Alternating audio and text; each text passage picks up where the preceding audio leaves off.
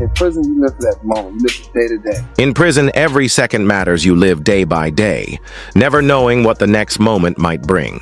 Right now, Suge Knight's reality behind bars isn't looking good. Word on the street is that he was recently attacked, and many are connecting it to the explosive truths he's been airing out on his podcast. The rumors have been spreading fast across the streets and social media, building a storm around the headline, Suge Knight under attack in prison. When it comes to real power players in hip-hop, Suge's name always gets mentioned. He wasn't just some label exec shuffling paper. She was the man who had grown folks shaking when he walked in the room, the one who signed legends and gave them the spot. But now, that same larger-than-life figure is fighting to survive behind prison walls. Back when Suge was first sentenced, some people noticed he even told the judge multiple times that he feared for his safety, and some got to rewind. One of the funniest stories I heard, Suge had an apartment full of producers. I guess they wasn't coming up with the right songs. He gathered them all up and said, look, either y'all start producing some hits or I'm gonna start producing. Suge Knight wasn't just another guy who lucked his way into the music business.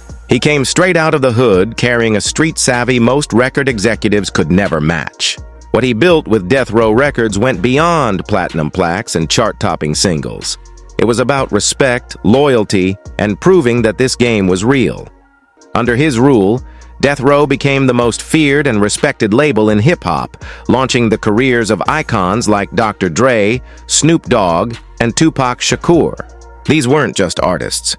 They were cultural forces who reshaped the entire industry. But while Suge's street reputation was untouchable, his legal troubles ran just as deep. For years, he was accused of rolling with gang members and using intimidation to get his way. This wasn't polished corporate negotiating. Suge handled business the hood way, and that often meant violence was right around the corner. His name became the stuff of hip-hop legend, from allegedly strong-arming Vanilla Ice into signing over royalties, to his explosive beef with Puffy and Bad Boy Records. A feud that poured gasoline on the East Coast-West Coast war and set the stage for the tragic deaths of Pac and Biggie. These weren't just wild rumors, they were cautionary tales that kept people from crossing death row. Beyond the whispers, Suge's rap sheet told its own story. His first run-in with the law came in 1987 with domestic violence charges, followed by probation violations and a string of cases that showed the system wasn't cutting him any breaks. The pattern was clear. Whenever Suge clashed, whether in business or on the streets, things escalated fast. In 1992, he pleaded no contest to assaulting two rappers at a Hollywood studio, earning 5 years probation. That conviction would later come back to haunt him. Then came the incident that sealed his fate. In January 2015, outside Tam's Burgers in Compton, Suge's world imploded. What started as an argument ended in tragedy. Suge was accused of deliberately running over two men, Terry Carter, who lost his life, and Clee Bone Sloan, who survived with injuries. Prosecutors tied it all to the Straight Outta Compton film, claiming Suge was furious about being excluded from the project. Suge, however, argued it was self-defense, that he was ambushed, set up, and trying to escape before things escalated. But when the surveillance footage dropped, it told another story, one that looked far less like a desperate getaway and far more like a deadly choice. The footage told a brutal story. It didn't look like Suge Knight running for his life, but like he was deliberately mowing those men down. From that moment, the legal battle dragged on for years. Suge sat in county jail as his health slipped and his empire crumbled piece by piece. Inside, whispers spread of him being targeted by other inmates, constantly watching his back, and struggling just to make it through each day. By September 2018, the saga hit its breaking point. Suge pleaded no contest, striking a deal that tied up not only the hit and run, but also charges of robbery and making threats against the Straight Outta Compton director.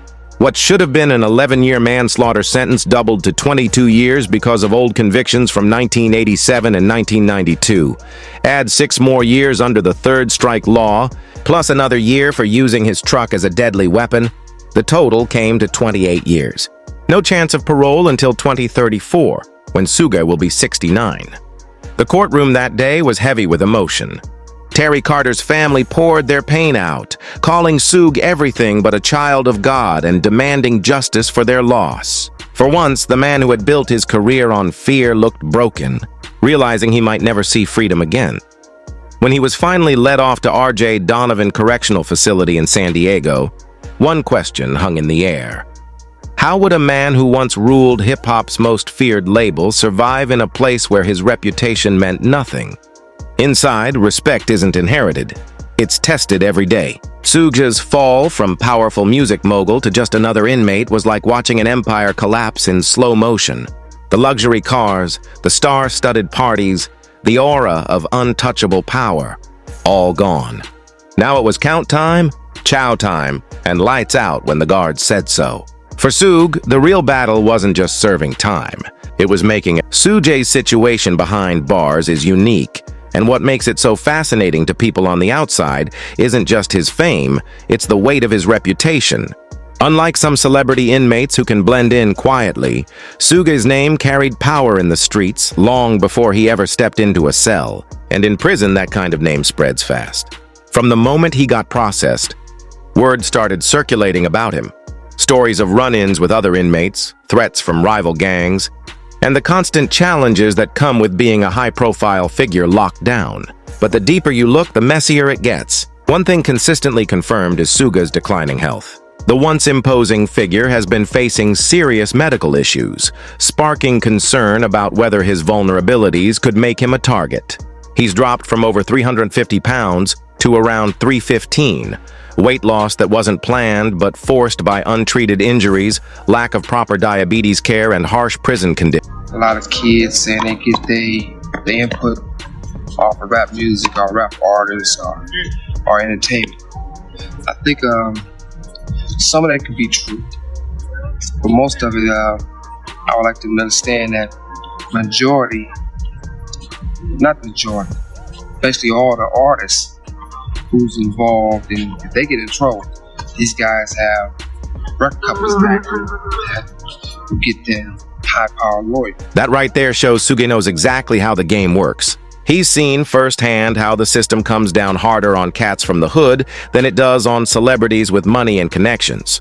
His message to the younger generation was clear. Don't get it twisted thinking you'll get the same treatment as your favorite rappers if you end up behind bars. And when he spoke on snitching and cooperating with law enforcement, it gave a deeper look into the code that still runs both the streets and prison culture. A code Suge has lived by his whole life. He got caught with guns, and each time it's nothing. They're not going to violate it. Because for the street guys know what I'm talking about. There's no puzzle. I mean, if you get a guy that constantly getting in trouble and never gonna come to prison, that's because he's an informant, he's a rat, a snitch, you know. And they're more important to the police on the streets than in here, because they let them know what's going on.